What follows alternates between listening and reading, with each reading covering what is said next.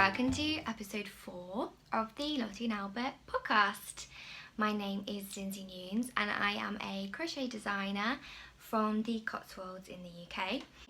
This is my podcast all about crochet, what I've been making, finished objects, and what I've been buying, which is quite a lot this week. So welcome if this is the first time you're watching, and massive big hello if it's not your first time. Episode 4 already. How did we get here? So I'm just going to start by saying it's really hot, and I know you all laughed when I said that a few weeks ago when it was about 25 degrees. Well, now it's about 30 degrees. So is that better? Does that count now as hot? Because I'm really quite warm.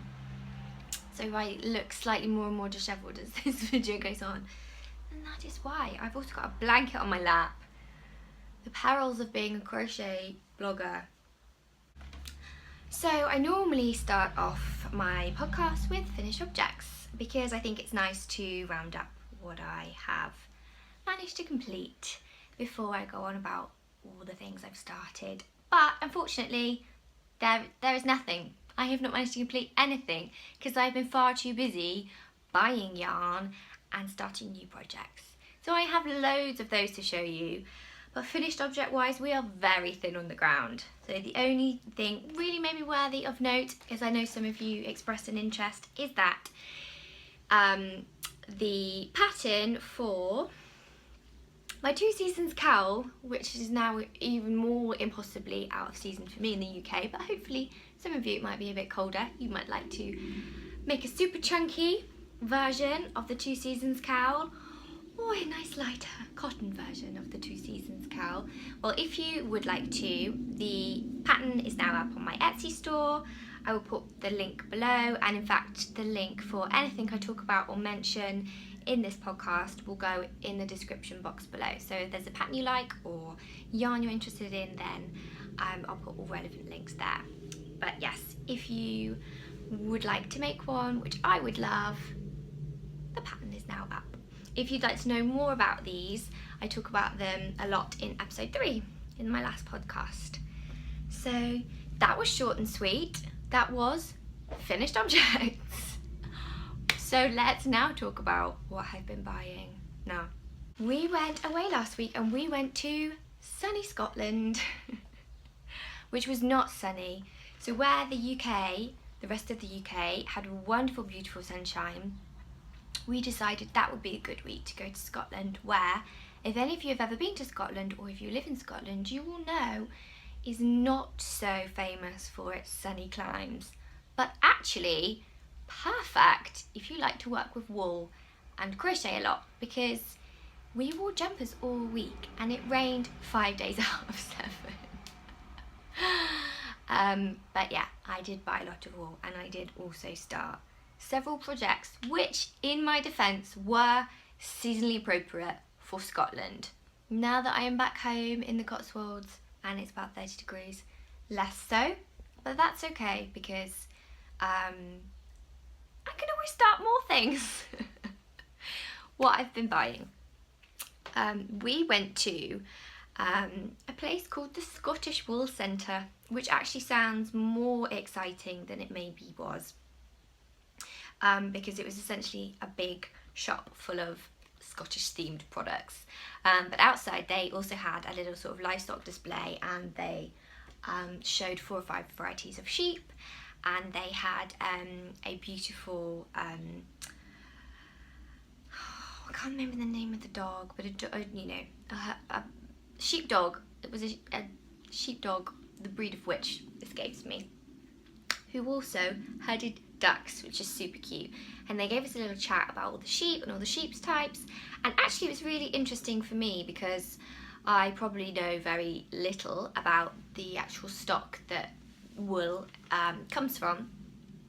So they showed us a few varieties, and I'll see if I can insert a cute pic. And then, happily for me, a little craft shop opened about half an hour after we arrived, and they did stock some wool. So the Scottish Wool Centre quite thin on the ground for wool, but I did manage to buy some. And what I bought was this beautiful, natural, undyed, blue-faced Leicester. This is 100% DK, and the light's doing really weird things. It's pretty much what it looks like. It's not super soft as you imagine for wool, but it's lovely and natural, and you can't go to the Scottish Wool Centre and not buy wool. So that's what I did, and it's got this super cute little Scottish thank you. Okay, less bad puns. I also bought, while I was there, or I made an effort actually to see if I could find some local yarn shops, and I had in my head that I was going to buy some really beautiful locally dyed yarn.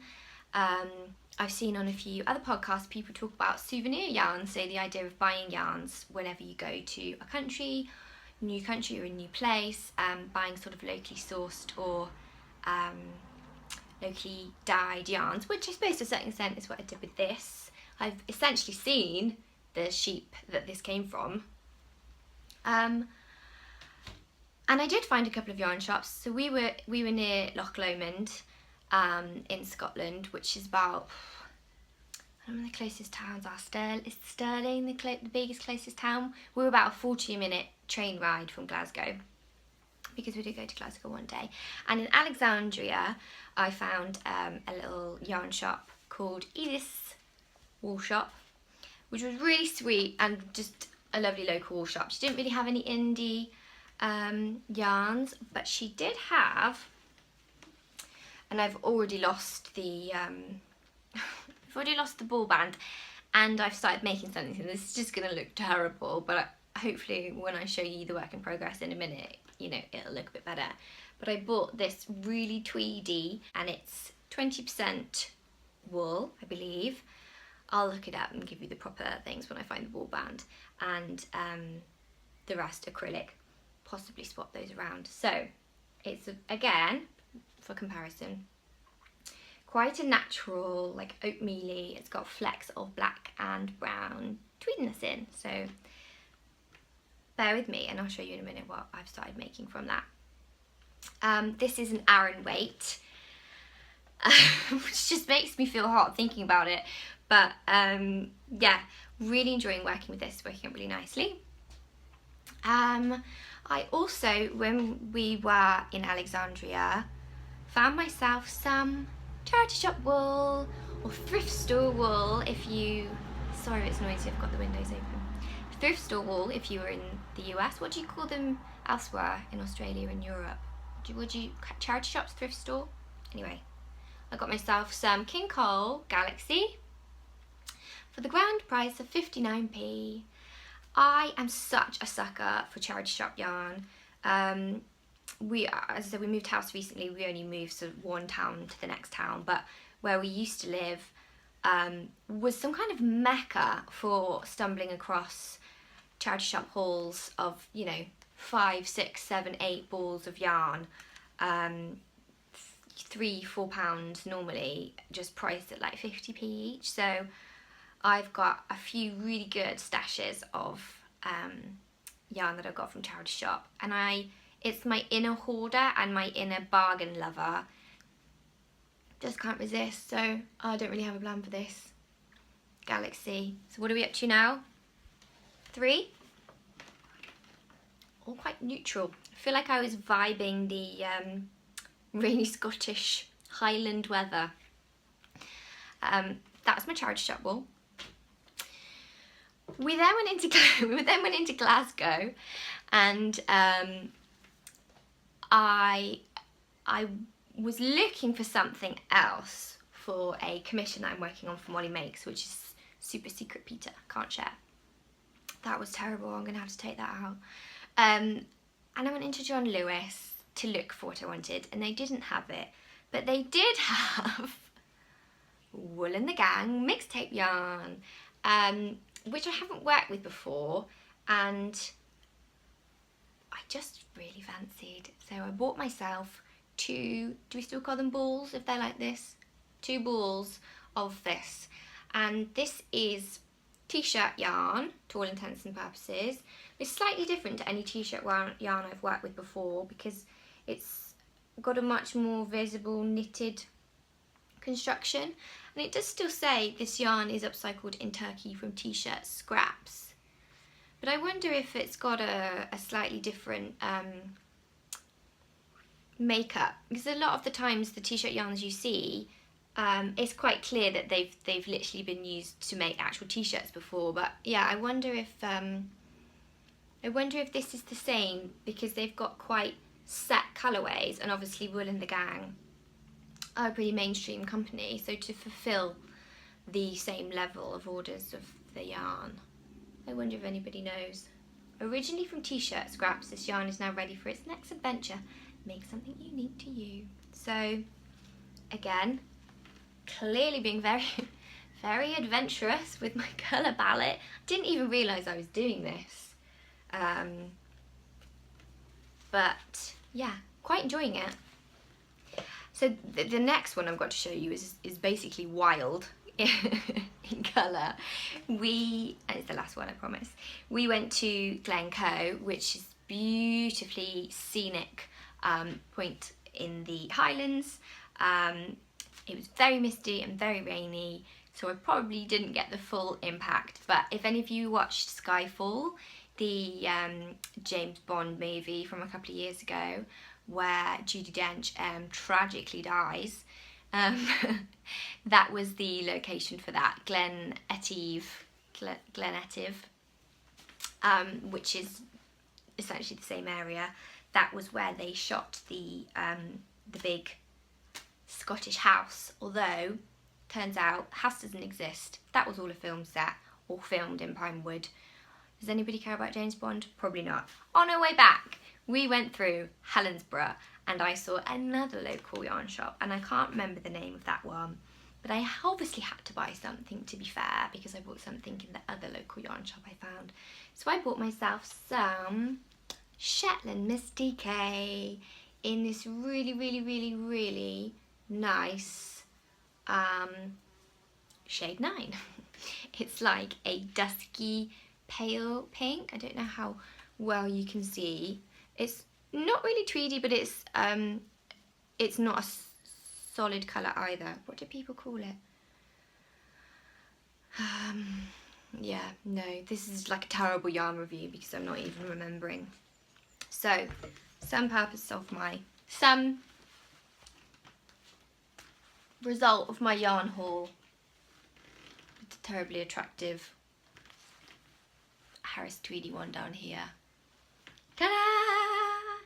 Don't they look good together? Obviously they're all different weights and sizes and things, so I'm not using them together, but clearly I was channeling my inner calm or rainy, wet Scottish weather with these.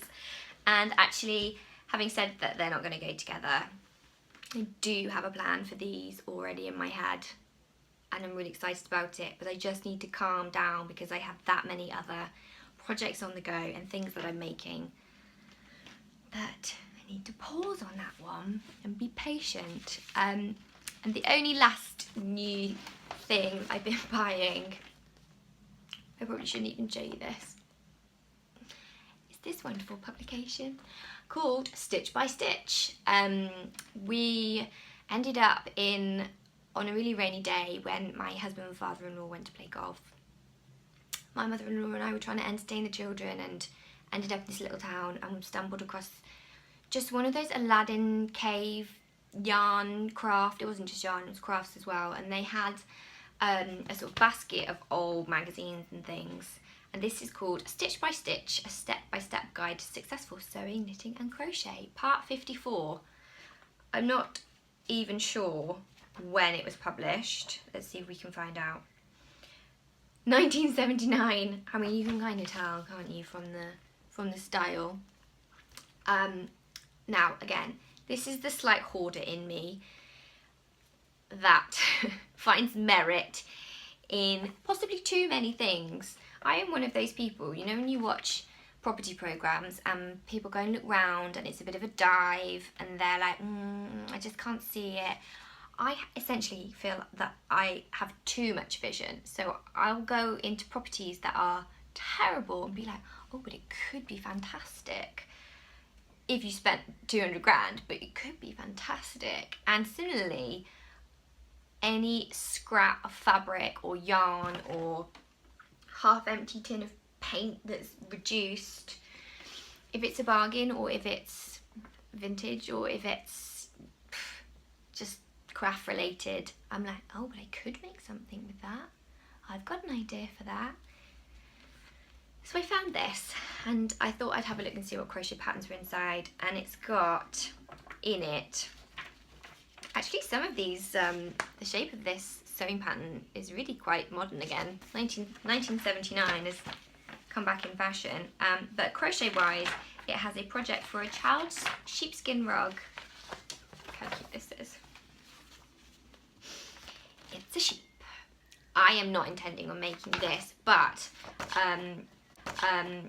I would, it did appear, the loop stitch tutorial and all this texture does appeal to me, so I bought it because clearly I'm going to design something around that and it's going to be a really useful tool, and it was only £1.50 and I couldn't resist it. So yeah. Are you bad like that? Do you constantly see too much merit in really old trashy things that probably should have been recycled in 1980, about a year after it was published?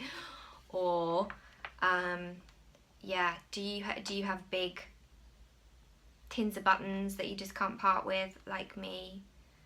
Scraps of fabric that you've had since you were 12 and remind you of sewing projects with your mum. It's really bad. It's really bad. Let's show you this. This is one of the knitting projects. Look at that. So good. I can't knit, so don't worry. You won't be seeing that on a as a new object next time. So yeah, that's what I've been buying. Lots of lovely natural and Highland inspired, or there's just a Shetland Mist UK. I didn't say this one is 80% acrylic and 20% wool. And obviously that's t-shirt yarn. The Galaxy, I don't know if you could see that, had little sequins in it. And that one is in the colourway Mercury. That's 65% acrylic and 31% wool. So lots of nice wool blends to work with in the 30-degree heat. And a beautiful Stitch by Stitch 1979 publication. Relevant today as it ever was. That's what I've been buying. Shall we move on to works in progress? I will try and speak more slowly because I feel like I am rushing through today. This one has got a little bit of an apology attached to it because it's still a work in progress. I mean, in my defence, I am filming this a couple of days earlier than I normally would because I'm on my friend's hen do in Brighton this weekend, which is where I went to uni. But yeah, it probably wouldn't even have been finished on Saturday, even if I'd filmed on Saturday like I normally do. And again, I literally, all I need to do is rework the last row in order to get myself from here to here. I'm hoping if I just rework it in a half a hook size smaller, then it'll be good, it'll be done, it'll be finished. Hopefully my friend is, oh bless her, in this heat, she is now a week overdue, the friend I was telling you about on the last episode, and so it's okay that the baby blanket's not finished. I still think that maybe when I finish it she'll go into labour. Maybe I should do her a favour and finish it. So yes, this is the butterfly blanket. I've mentioned it before, but if you would like to make one, it's based on a free pattern on Ravelry by Chris Simon called In the Butterfly Garden, and the pattern is for a Afghan square, and then I've basically just kept on going and added a little border. And when I do finally finish it, I'll also type up a post on sort of how I how I did it, and if you'd like to make one too. Yeah, and if you're interested in the yarn, again in episode 3, if you haven't seen it, I talk quite a bit about the yarn and variations and other yarn cakes that are around at the moment that you could use. This is still one of my favourite projects that I'm working on today. Maybe that's why I don't want to finish it. I don't want it to be over, not properly over. And the other thing that I just ducked down here. The other thing that I've worked on more than I thought I was going to, partly because we had quite a lot of car time when we were in Scotland, is my scrappy blanket. So I showed you a few of the squares last time, and we now have 1, 2, 3, 4, 5, 6 completely finished. This is really hard to show you. 6 completely fit. It wouldn't be on my podcast if I didn't drop something, would it? 6 completely finished squares, and several others. This is one work in progress.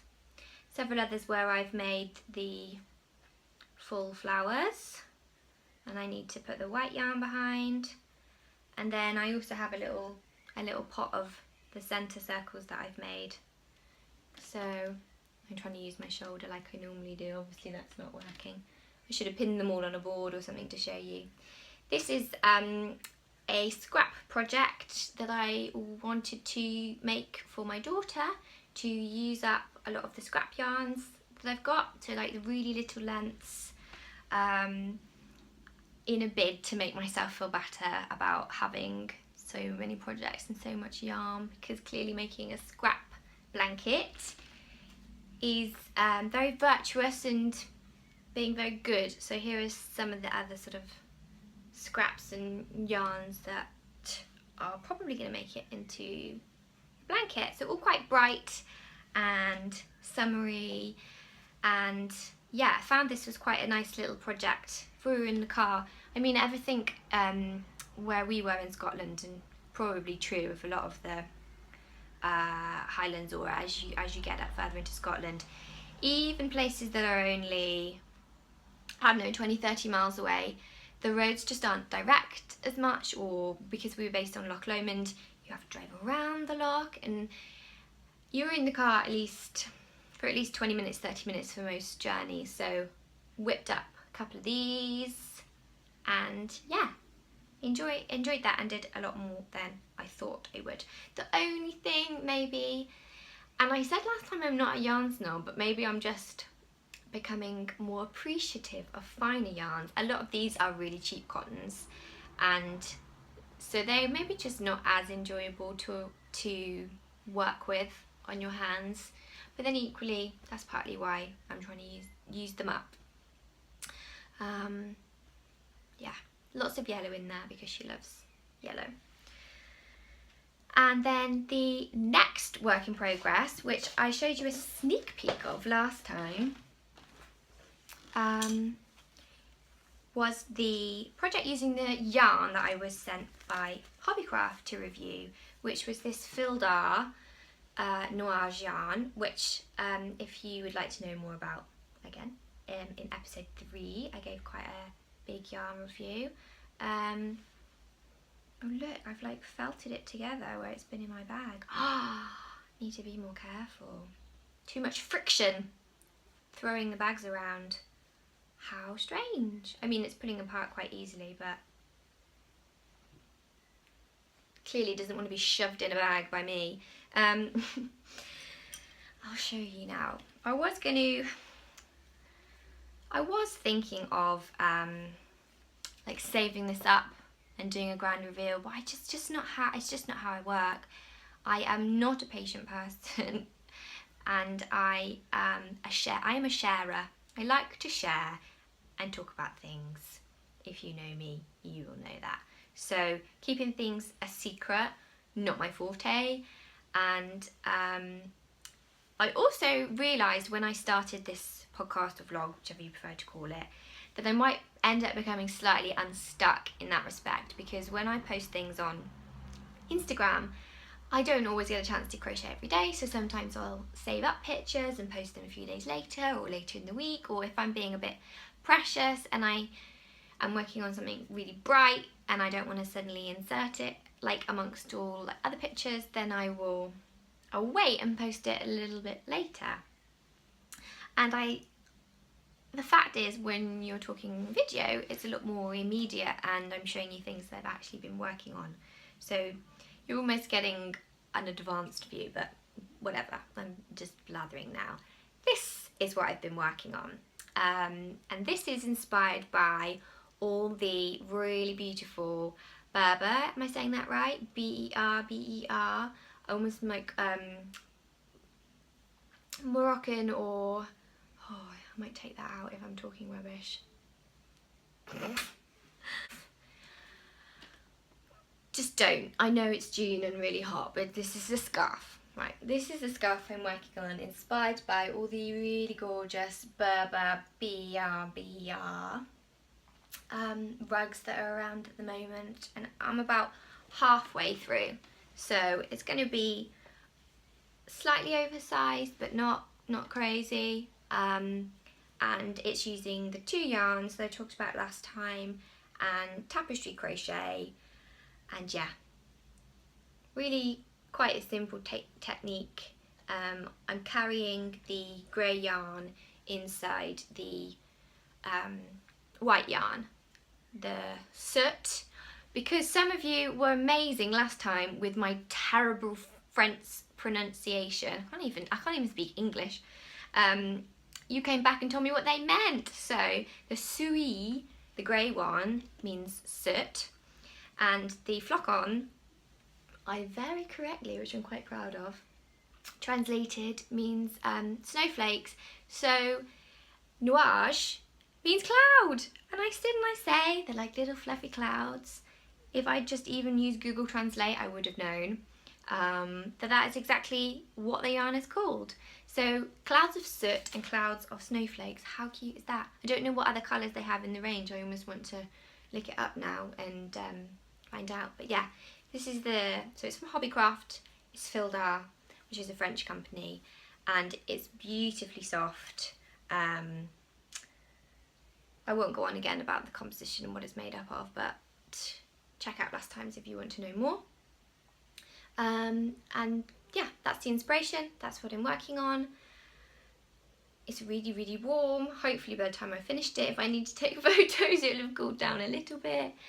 And I'm going to be releasing this as a pattern, probably a free pattern, because I was sent the yarn to review from Hobbycraft. Normally when I do tapestry crochet, I get quite precious about, I don't like the yarn that I'm carrying to show through, and so I would work like with a smaller hook to create a tighter look. But actually, for the kind of inspiration and the style that I was going for, I think it works quite well. So yeah, what do you think? Do you like it? Obviously it's really hard in this little screen to get the full idea, but essentially this is the halfway mark. It's going to repeat in the same pattern back down the edge, and these are a little bobble stitch thrown in for fun in the middle. So yeah, that's one thing I'm really excited that I'm working on at the moment. Honestly, it's so hot even just having a ball of yarn on my lap. That's partly why my butterfly blanket hasn't got finished, because I've been working on this, but also, and I myself am slightly amazed at how much crochet I've been doing, but like I said, we did have a lot of time in the car. This is what I've been making with the Tweedy yarn that I bought, the Aran weight. This is, how much you can see, a paid for pattern from Lakeside Loops, which if you haven't come across, I found them through Instagram, or found her through Instagram. She's one of those accounts that I've talked about where everything is neutral and everything is beautifully styled, and all the same kind of, you know, just well thought out and well pulled together. She's got her brand down. This is the Kenzie Kimono Cardigan. I think I've said that the right way round. Yeah, Kenzie Kimono Cardigan by Lakeside Loops. And it is a filet crochet pattern, so where you are chaining in order to create gaps. I don't know how best to show you the pattern. There you are, you can just about see it now. And this is 1/2, so it's made in like a long length. That's not happening. It's made in a long length. This will be the sleeve, so it needs to be joined along here, and then you make a second piece which is joined along the length of the back, and it has amazing tassels. I'll see if I can insert one of her photos. I hope that's okay, because you know, I'm just showing you her pattern.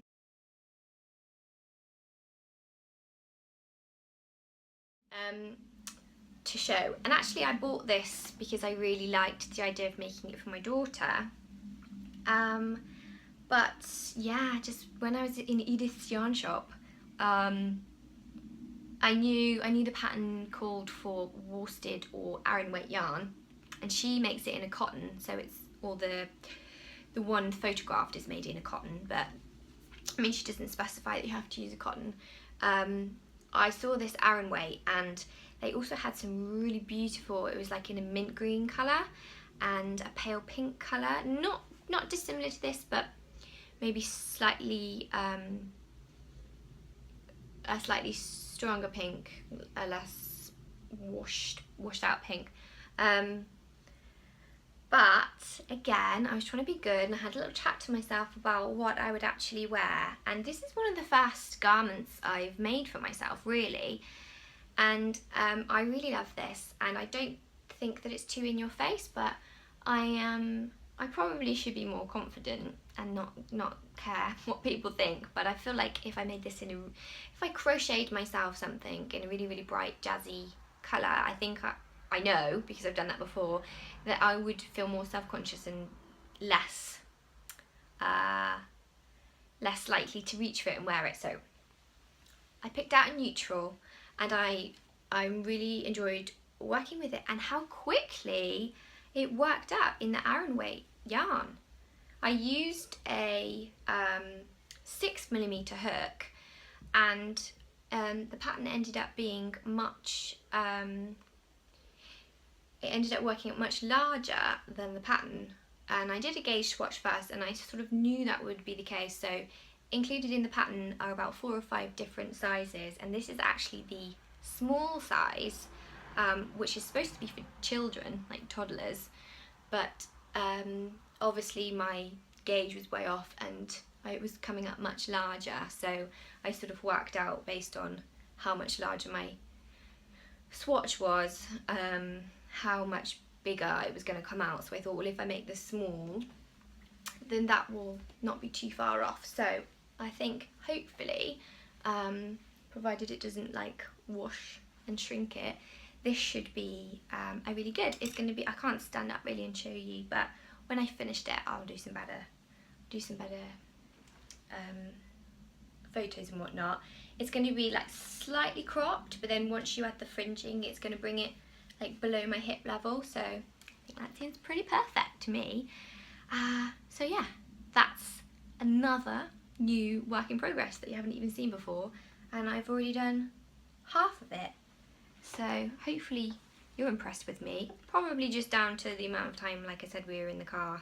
This is where I started the other side of the kimono cardigan. So yeah, again, I'll put all the links and everything below, and I think that I will probably pause on making this until it cools down just a little bit, because it's so hot here. So I'm going to brave the heat just to do a final roundup for you of my works in progress. We have a scarf, we have a kimono, we have a blanket, and a scrappy yarn blanket. Is that enough to be going on with? Probably. No doubt I will start some more because I just will. But I'm feeling really enthused and excited by all of those. And I mean, this one obviously is not my design, but I'm really pleased with the yarn choice and how it's working up, and just how much I enjoyed the process and working with it. And I think that's the key, really, isn't it? I was listening to a podcast in the true sense this morning by B.hooked Crochet, where she interviewed the Hook Nook, and they were talking a lot about the type of things that you crochet, and how, you know, different people find their niche with different things, or how in fact actually what you enjoy doing to start off with might change. So when I first started crocheting, I probably got into it more through amigurumi. I mean, I started with a granny square blanket because who doesn't? But yeah, amigurumi really sort of like captured my imagination, and I made a few Vanessa Munchi animals for my children, and actually when I was pregnant with my little boy, my second child, I made him a little fox, which I loved, and that was one of the first things I sort of posted about on Instagram. He's still legless and armless, for anybody who knows what I'm talking about, if any of you followed me for a while on Instagram. But I haven't really done any amigurumi in a while, and I'm sure I still will, and I really like making them super chunky. So I made my friend's little boy, a giant zebra from the Toft book of patterns, Edward's Menagerie. Now I might try and insert a few pictures of the animals I'm talking about here.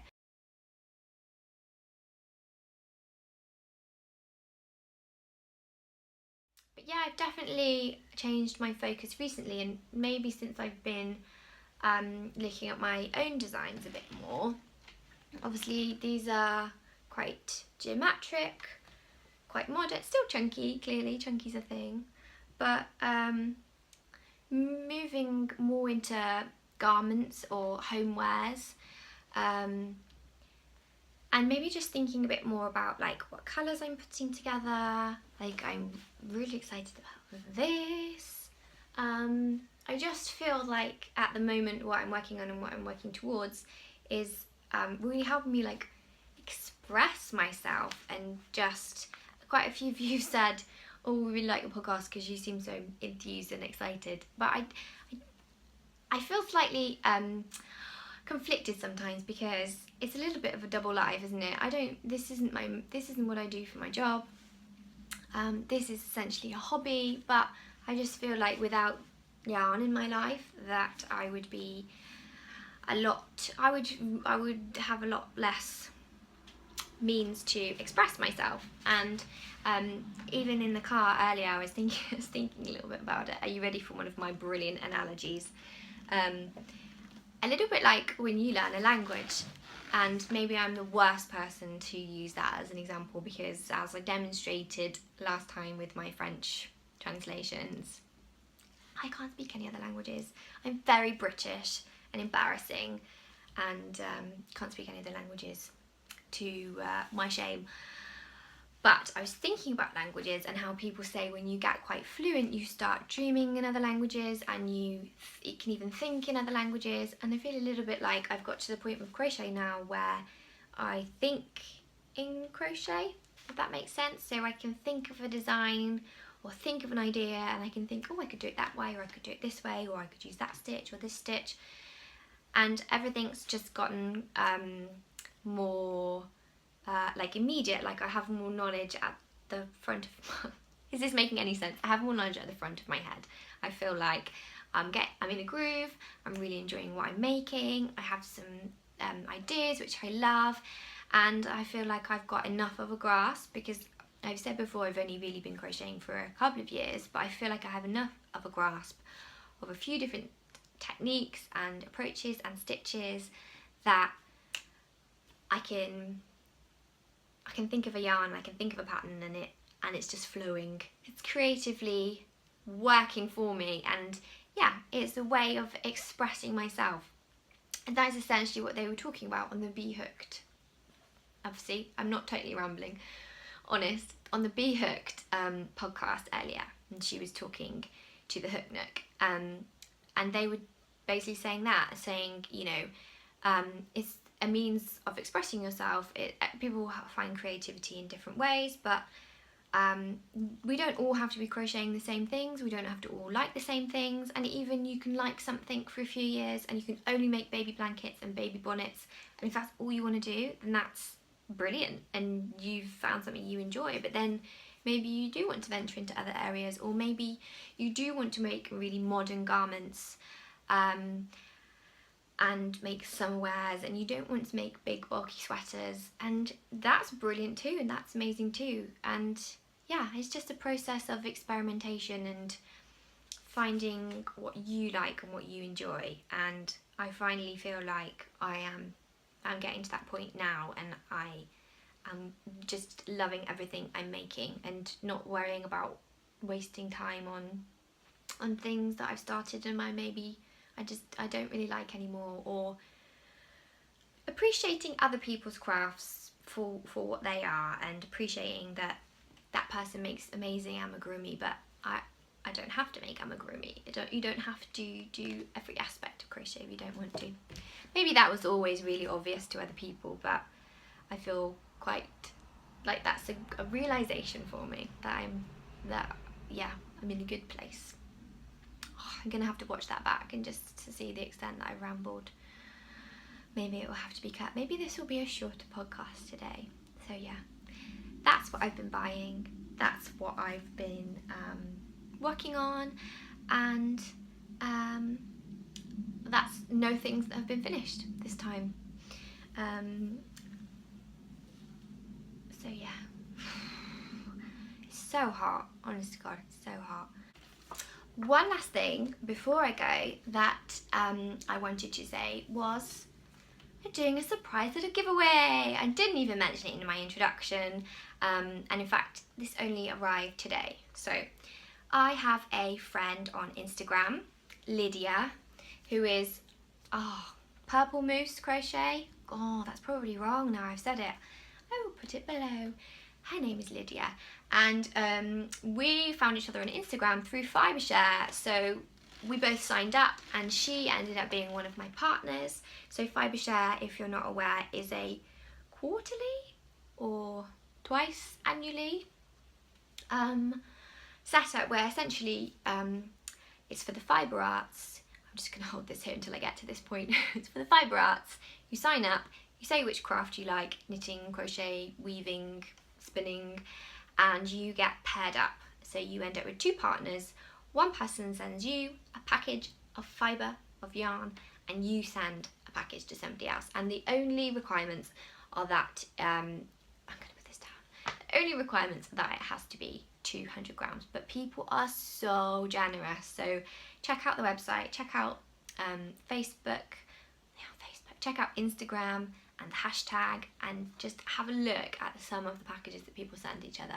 Lydia sent me an amazing package full of beautiful indie yarns and little like samples, other little crafty bits, snacks, treats. It was brilliant. Maybe it was about this time last year. I can't remember when I did it. I haven't done one since, but I definitely lucked out with her as a partner. And yeah, we've just sort of commented on each other's things since on Instagram and chatted. And she messaged me and said that she had ended up with a spare copy of the Crochet Sock collection by Vicki Brown, which, if you've watched the first couple of these podcasts, you know I went on about, because I love her yarn and I love her crochet sock patterns, and I've made a couple now from here. Yeah, and she said she had a spare one and would I like it to do a giveaway, which is so generous. So we have Lydia to thank for this little extra bonus surprise giveaway at the end. I haven't even decided how you can win it. I think just comment and let me know. Have you made crochet socks before? Would you like to try them? Did you like Vicki's socks that I made? Just comment something about socks and I will choose a winner from the comments. I feel like this is episode 4 and I've already done 2 giveaways. Probably won't continue at that level. There will not, probably won't be a giveaway every other, but hey, that would be nice. If anybody has anything else they'd like me to give away, then I love giving stuff away. So comment below, talk to me about socks, talk to me about crochet socks, talk to me about yarn, or if you have some yarn that would be perfect to make socks, or tell me if you would like to make socks but not for another month or two. That's fine too. Comment below. Give me a like or subscribe. That would be amazing too. That would be better. And if you can do that, if you can give me a like and a comment, you will automatically be entered into the draw to win the socks, and I will announce it on the next podcast. So I won't open this up to Instagram this time as well. This will just be a podcast only one. So amazing, huge thank you to Lydia. Crochet socks, free giveaway, just rambling. So yeah, that's probably it for today, unless you would like to see me descend into a even hotter mess of rambling. I think the yarn might be put away and I might have an iced tea. But there, that's all for today. That's all the things that I haven't finished, all the things I definitely have been buying, all my lovely tonal Scottish yarns, my works in progress, and a little bonus giveaway for you. If you have enjoyed the episode, then please do give me a thumbs up or leave me a comment. I love, love, love reading your comments. I'm already so pleased that I started this podcast, because this might sound ridiculous, but I feel like I have so much more of a conversation with people through this YouTube podcast than I do on Instagram, which is that I realise that sounds backwards, but I love reading comments. I love talking to you through this, and yeah, it basically makes my day every time somebody leaves a comment. You don't have to. You can just watch this. You can stop watching now.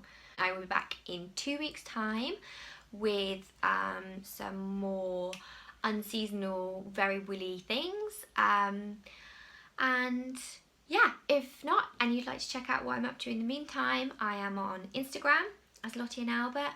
I am on Etsy. I have my blog, all as Lottie Albert. And I feel like I'm forgetting something, but yeah, that's where you can find me if you'd like to check out. I'll post more pics on there of what I've been working on.